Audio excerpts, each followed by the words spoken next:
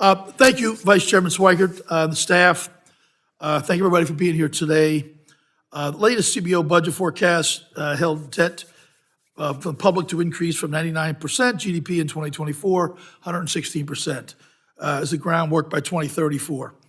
What is important to acknowledge that these trends are not set in stone. What can we do? The American people are depending each and all of us to come together, find solutions. We have to increase revenue, and we have to extend the solvency of social supports. And of course, we have to yield good returns. So we can, by one, I think, reforming our immigration system. Mr. Smucker touched on it. Two, making the ultra-wealthy and corporations pay their fair share. And three, increasing workers' ability, as was mentioned, to join our labor force, boost revenue, balance the budget for the long term. This leads to my first question, Mr. Linden. The Penn-Wharton budget model, which I'm pretty familiar with, having been involved in it from the beginning, states that exempting applicants with advanced STEM degrees from employment-based green card caps, exempting them from those caps, would reduce the federal budget deficit by $129 billion over 10 years. The CBO then projects 5 million more immigrants. I love immigration. 5 million more immigrants would add an additional $1 trillion to our tax revenue over 10 years. That's real money. Can you speak to the impact that this reform would have on our labor force and revenue, and how this could drive our local and national economies, protect Social Security, Medicare, Medicaid for generations? Mr. Linden.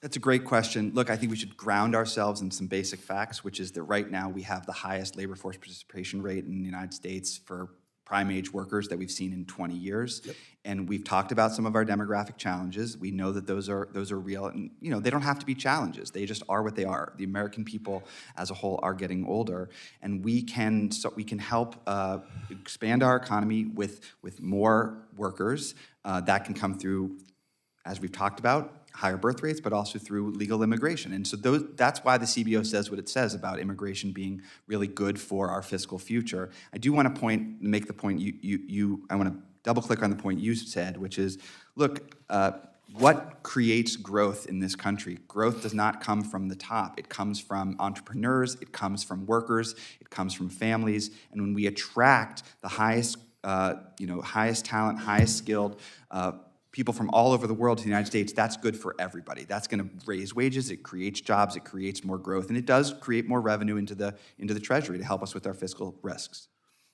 How many immigrants do we take in a year on average? Is it about a million a year? Sorry, repeat the question. How many immigrants are we bringing in for the last 20-some years? Legal immigrants. I would have to go back and check the question. It's about a million a year.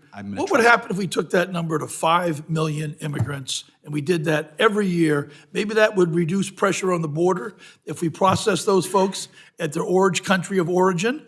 So that would, like, originally they could go to their own country, consulate, an embassy, et cetera. 1 million to 5 million.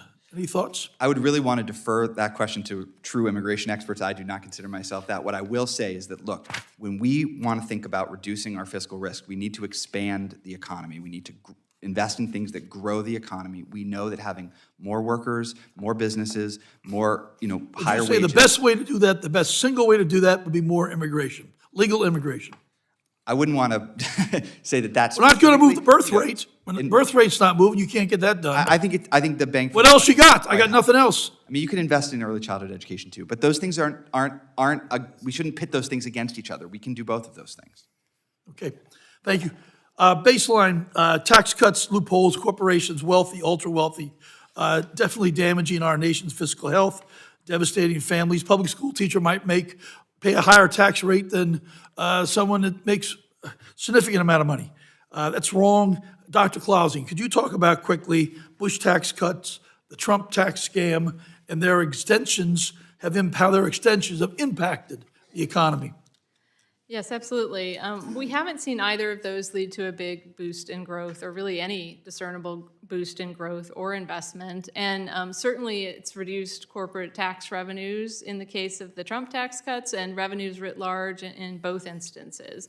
So there's no evidence that that's really been a wise investment of fiscal dollars. And just on the immigration front too, I will agree with you that I think this is an incredibly important thing to do, and that if you look at the share of new businesses and Fortune 500 companies that are founded by immigrants, you're going to get not just labor force participation, but you're going to get entrepreneurship, innovation, and growth. 40% founded by Yeah, immigrants of the next generation.